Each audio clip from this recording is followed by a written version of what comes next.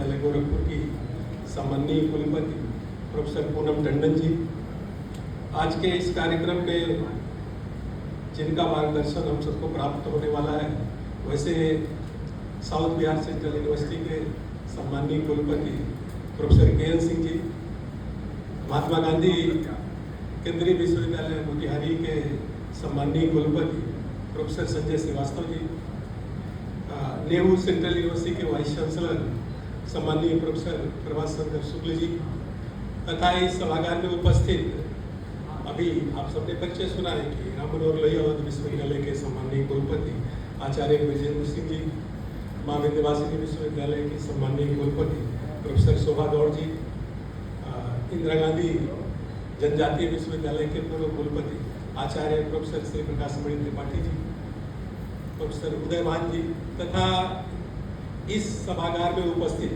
दीनदयाल उपाध्याय गोरखपुर विश्वविद्यालय गोरखपुर के सम्मानीय आचार्यगण तथा इस देश उत्तर प्रदेश के विभिन्न विश्वविद्यालयों से आए हुए सम्मानीय आचार्य बंधु तथा छात्र छात्राओं,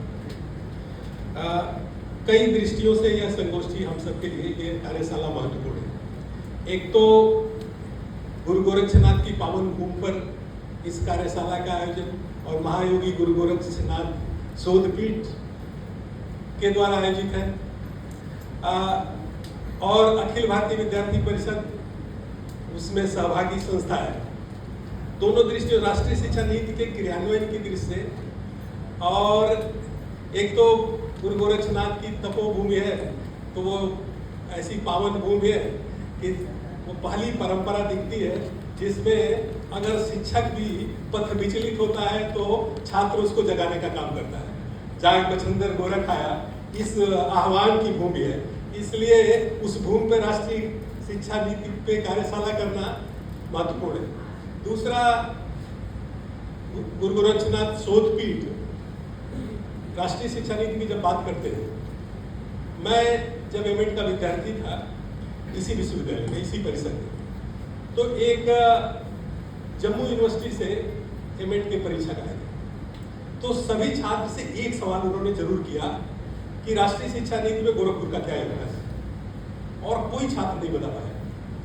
बाद में वो दूसरी बार एक कार्यक्रम में आए तो मैंने उनसे पूछा कि सर आप इस सवाल को पूछ रहे थे, तो उन्होंने कहा कि मैं आपको पुस्तक दूंगा, वो रेफरेंस दूंगा। तो उन्होंने दिया कि जब 1968 में पहली राष्ट्रीय शिक्षा नीति इस देश में आई, तो राष्ट्रीय शिक्षा नीति जब देश स्वतंत्र हुआ और स्वतंत्रता के पश्चात कोठारी कमीशन की, मतलब राधाकृष्णन की कमीशन की रिपोर्ट 1948 में आई, 1952-53 में मुदालियर कमीशन की रिपोर्ट आई, 1964-66 में कोठारी कमीशन की रिपोर्ट आई, और कोठारी कमीशन के रिपोर्ट के पश्चात पूरा देश ये महसूस कर रहा था कि इस देश में एक राष्ट्रीय शिक्षा नीति बननी चाहिए। और राष्ट्रीय शिक्षा नीति को बनाने की दृष्टि से कोठारी कमीशन के रिकमेंडेशन के आधार पर एक राष्ट्रीय शिक्षा नीति बने। उस समय तत्कालीन शिक्षा मंत्री मोहम्मद करीम छागला थे, तो मोहम्मद करीम छागला की अध्यक्षता में मेंबर ऑफ पार्लियामेंट की एक कमेटी बनी, जिसमें सभी दलों के सदस्य उसमें सम्मिलित थे। हिंदू महासभा से एकमात्र प्रतिनिधि के रूप में जीत करके महंत दिव्यनाथ जी उस समय संसद में गए थे। तो महंत दिव्यनाथ जी उस जो राष्ट्रीय शिक्षा नीति, पहली राष्ट्रीय शिक्षा नीति 1968 में जो बनी, उसकी ड्राफ्टिंग कमेटी के मेंबर थे। और इसलिए यह शोध पीठ से कराना हम लोग आवश्यक समझे कि जब पहली राष्ट्रीय शिक्षा नीति 1968 का जो डॉक्यूमेंट तैयार हुआ, उसमें महंत दिग्विजयनाथ जी ने जो नोट ऑफ डिसेंट 30-32 पेज का लगाया है, वो आज 2020 की राष्ट्रीय शिक्षा नीति का आधार है। महंत दिग्विजयनाथ जी कहते हैं कि राष्ट्रीय शिक्षा नीति, उन्होंने कहा कि किस राष्ट्रीय शिक्षा नीति किसे हम कहेंगे, है कि किसी भी देश की राष्ट्रीय शिक्षा नीति उस देश के जीवन दर्शन का प्रतिनिधित्व करना चाहिए। राष्ट्रीय शिक्षा नीति को देश के जीवन दर्शन के, जो देश का जीवन दर्शन है, उस जीवन दर्शन के अनुरूप नागरिक तैयार करना राष्ट्रीय शिक्षा नीति का उद्देश्य है। दूसरे, राष्ट्रीय आकांक्षाओं की पूर्ति राष्ट्रीय शिक्षा नीति को करना चाहिए। साथ ही साथ उस देश के युवा पीढ़ी में राष्ट्र के प्रति स्वाभिमान का जागरण राष्ट्रीय शिक्षा नीति को करना चाहिए। तो कुछ 3-4 मूलभूत प्रश्न उन्होंने उठाए, और उन प्रश्नों के आधार पर ये कई ऐसे बिंदु हैं जो राष्ट्रीय शिक्षा नीति राष्ट्रीय अपेक्षाओं की पूर्ति नहीं कर रही है। कि एक ऐसी शिक्षा नीति जो युवाओं में भारत के प्रति भक्ति का भाव जागृत करे, ऐसी शिक्षा नीति जो भारत के युवा को भारत की राष्ट्रीय चेतना से जोड़े, ऐसी शिक्षा नीति जो युवा को उस देश की मिट्टी से, इस देश की संस्कृति और संस्कारों से जोड़े, वो शायद राष्ट्रीय शिक्षा नीति कही जा सकती है। और कई दृष्टियों से उस समय की जो शिक्षा नीति थी वो इन मानदंडों पर राष्ट्रीय कहने योग्य नहीं थी। इसलिए मंत्री कहते थे कि ये पैरामीटर्स अगर राष्ट्रीय शिक्षा नीति हो तभी वो राष्ट्रीय कहलाने की हकदार है। तो इसलिए आज पुनः जब 2020 की राष्ट्रीय शिक्षा नीति आई है तो राष्ट्रीय शिक्षा नीति की जो कल्पना, मूल कल्पना, और ये और महत्वपूर्ण बात है कि जिस 1968 की जो पहली इस देश की राष्ट्रीय शिक्षा नीति है, जिन बिंदुओं पर महंत महंत दिव्यनाथ जी ने अपनी असहमति व्यक्त की थी, जो असहमति टिप्पणी लगाई थी, राष्ट्रीय शिक्षा नीति 1968 की जो राष्ट्रीय शिक्षा नीति है उसके मूल डॉक्यूमेंट के साथ महंत दिव्यनाथ जी की वो 30-32 पेज की असहमति टिप्पणी भी भारत सरकार ने प्रकाशित किया है। आज जो 1968 में जो असहमति टिप्पणी थी महंत दिव्यनाथ की, 2020 की राष्ट्रीय शिक्षा नीति वो असहमति से सहमति की यात्रा है। जिन बिंदुओं पर वो असहमति व्यक्त किए थे, आज उन बिंदुओं के सहमति की यात्रा है। इसलिए इस शोधपीठ पे, इस विषय पे, इस कार्यशाला का आयोजन हम लोगों के लिए विशेष महत्व का है। अखिल भारतीय विद्यार्थी परिषद उसकी दूसरी सहयोगी संस्था है। अखिल भारतीय विद्यार्थी परिषद जब देश स्वतंत्र हुआ तो भारत के स्वतंत्रता का संग्राम केवल राजनीतिक स्वतंत्रता का संग्राम नहीं था। भारत के स्वतंत्रता का संग्राम भारत के स्व के जागरण का संग्राम था। भारत के स्वतंत्रता का संग्राम भारतीय चेतना को भारत के युवाओं में स्थापित करने का संग्राम था। इसलिए जब 1947 में देश स्वतंत्र हुआ तो पूरे ये देश ने महसूस किया कि भारतीय मूल्यों और परंपराओं के आधार पर, भारत की संस्कृति के आधार पर, भारत के संस्कारों के आधार पर भारत को आगे विकसित किया जाए। और इस दृश्य से ये बहुत महत्वपूर्ण था कि भारत के युवाओं में भारत की चेतना का जागरण किया जाए। और उस दृश्य से 1948 में अखिल भारतीय विद्यार्थी परिषद की स्थापना होती है। और 1948 में जब अखिल भारतीय विद्यार्थी परिषद की स्थापना होती है, उस समय जिन बातों को एक छात्र संगठन बार बार शिक्षा के क्षेत्र में उठा रहा था कि भारत की शिक्षा भारत के प्रतीकों और प्रतिमानों पर प्रतिष्ठित होनी चाहिए। भारत के युवा भारत के स्वाभिमान के जागरण का केंद्र बनना चाहिए। भारत की शिक्षा नीति भारत की संस्कृति और संस्कारों पर आनी चाहिए। ऐसी शिक्षा नीति जिसमें भारत की मिट्टी की सुगंध हो।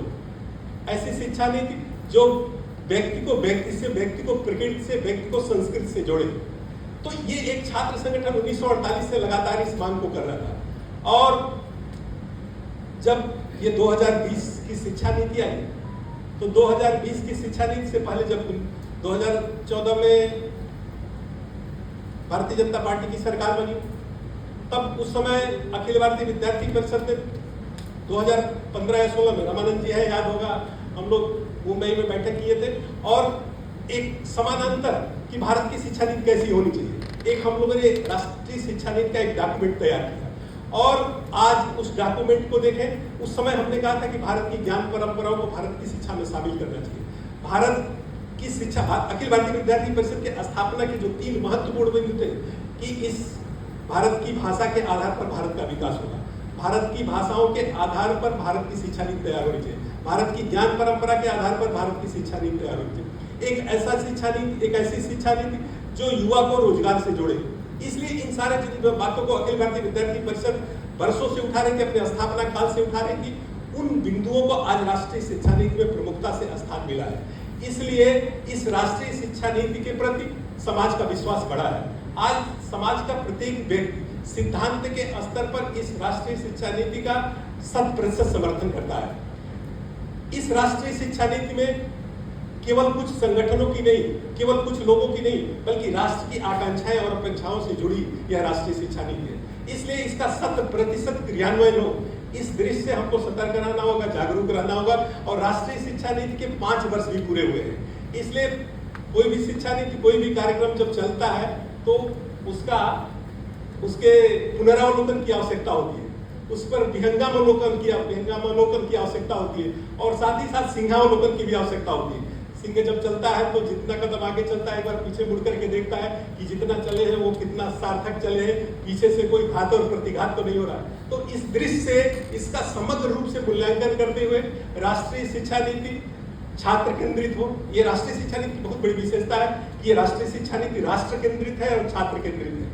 छात्र केंद्रित कई सुझाव, एक मल्टीकुल एंट्री का, उसको रोजगार से जोड़ने का, छात्रों के अनुकूल ये शिक्षा नीति है, छात्र को ध्यान में रख करके ये शिक्षा नीति बनी। साथ ही राष्ट्रीय आकांक्षाओं को ध्यान में रख करके इसके कई भारत की ज्ञान परंपरा को भारत में शामिल करना कितना आवश्यक है कि अभी मैं कल ही पढ़ रहा था एक यूनेस्को की रिपोर्ट, उसमें दिया है कि अमेरिका में हिंदू यूनिवर्सिटी ऑफ अमेरिका और international university of America, international Hindu university America, ये दोनों में यूनेस्को की रिपोर्ट है कि 10 वर्षों में हिंदू यूनिवर्सिटी ऑफ अमेरिका में के एनरोलमेंट में 40% की वृद्धि हुई है।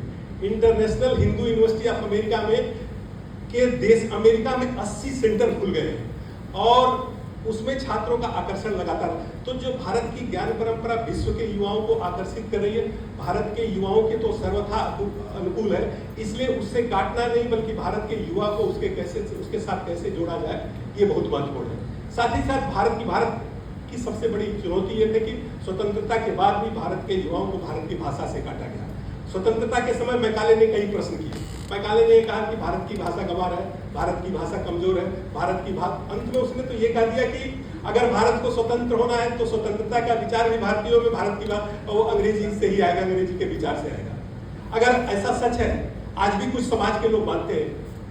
आज एनसीईआरटी ने बहुत अच्छा प्रयास किया है, सभी भारतीय भाषाओं में पाठ्य पुस्तकों का निर्माण किया है। कई ऐसे विश्वविद्यालय आईआईटी ने अपना पूरा पाठ्यक्रम हिंदी भाषा में इंजीनियरिंग का तैयार कर दिया। मेडिकल का पूरा पाठ्यक्रम केवल पाठ्यक्रम नहीं बना है बल्कि पाठ्य पुस्तकें भी हिंदी में आ गई है। आप देखें चीन को, जापान को, जर्मनी को, रूस को, जितने विकसित देश हुए सब अपनी भाषा पर विकास किए हैं। अगर मैकाले ये कह रहा था कि भारत की भाषाएं कमजोर है, भारत में ज्ञान विज्ञान का मार्ग भारत की भाषा से नहीं प्रशस्त हो सकता, अंग्रेजी के माध्यम से हो सकता है, तो अभी एक यंगस्ट मेडिसिन की बहुत पॉपुलर पुस्तक आई है कि वर्ल्ड इकोनॉमी मिलेनियम पर्सपेक्टिव, जिसमें कहता है पहली शताब्दी से लेकर के 1000 ईस्वी तक विश्व की अर्थव्यवस्था में भारत की अर्थव्यवस्था का योगदान 32.8% था। पहली शताब्दी से लेकर के 1000 ईस्वी तक भारत विश्व की अर्थव्यवस्था में 1/3 कंट्रीब्यूट कर रहा था। ये जब 1/3 कंट्रीब्यूशन भारत का था तो वो शिक्षा भारत की किस भाषा में दी जाती थी? तो 1000 ईस्वी में तो भारत में अंग्रेजी आई नहीं थी, वो तो भारत की भाषाओं के आधार पर भारत विकसित हुआ था। विजयनगर साम्राज्य जिसके सुशासन की चर्चा आज दुनिया में होती है, विजयनगर साम्राज्य किस भाषा में चलता था? भारत को अगर समृद्ध बनाना है, भारत को भारतीय मूल्यों और परंपराओं पर खड़ा करना है, भारत को विश्व गुरु बनाना है, तो उसका आधार भारत की भाषाएं ही बन सकती है, भारत की ज्ञान परंपरा ही बन सकती है। और प्रत्येक युवा को रोजगार, स्वामी विवेकानंद कहते हैं, अखिल भारतीय विद्यार्थी परिषद ने उनको आदर्श के रूप में स्वीकार। स्वामी विवेकानंद कहते हैं कि I want that education by which character is formed, intellect of mind is increase and by which one can stand on his own feet. एक ऐसी शिक्षा जिसके द्वारा चरित्र का निर्माण होता हो, एक ऐसी शिक्षा जिसके द्वारा मस्तिष्क का विकास होता हो, एक ऐसी शिक्षा जो छात्र को अपने पैरों पर खड़ा होने की प्रेरणा देती है। इसलिए इस राष्ट्रीय शिक्षा नीति में जो पश्चिम का दर्शन था कि development of cognitive domain, development of affective domain, development of psychomotor domain, उससे अलग हट करके ये राष्ट्रीय शिक्षा नीति पंच महाकोश होलिस्टिक डेवलपमेंट, समग्र विकास, इसलिए 360 डिग्री असेसमेंट की बात करती है। तीन सारे दृष्टियों से अगर देखें तो ये राष्ट्रीय शिक्षा नीति भारत केंद्रित है और विकास केंद्रित है और भारत और भारतीयता को केवल भारत में नहीं विश्व पटल पर प्रतिष्ठित करने की दृष्टि से महत्वपूर्ण है। ये विकसित भारत के इतिहास को रचने वाली राष्ट्रीय शिक्षा नीति है। इसलिए 2047 में जब विकसित भारत के निर्माण के लिए भारत का युवा आगे बढ़ा है तो उस भारत के विकास की एक महत्वपूर्ण आधार ये राष्ट्रीय शिक्षा नीति बन सकती है। आवश्यकता इस बात है कि जितने स्टेक होल्डर्स हैं इसके क्रियान्वयन के प्रति उसी प्रतिबद्धता के साथ आगे बढ़े, इसी भावभूमि के साथ, इसी भावना के साथ इस कार्यशाला का आयोजन किया गया है।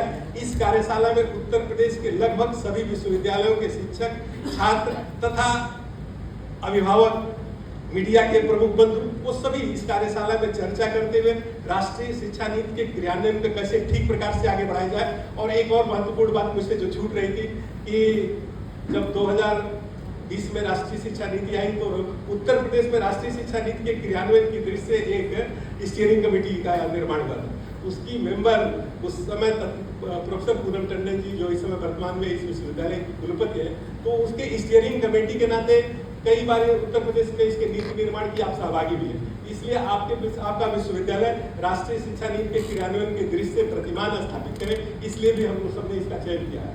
तो जिस विश्वास के साथ इसका आयोजन किया गया है, आप सबके सहयोग से हम प्रतिबद्धता के साथ उसके निर्माण की दिशा में, उसके सफल क्रियान्वयन की दिशा में आगे बढ़ेंगे। उस पर एक सार्थक विमर्श के पश्चात एक एक्शन पॉइंट तैयार करेंगे और उसके आधार पर उसको आगे ले जाने की योजना बनाएंगे। इसी भावभूमि के साथ इसका आयोजन किया गया। आप सब का मैं हृदय से स्वागत और अभिनंदन करते हुए अपनी बात को पूरी करता हूँ। बहुत बहुत धन्यवाद।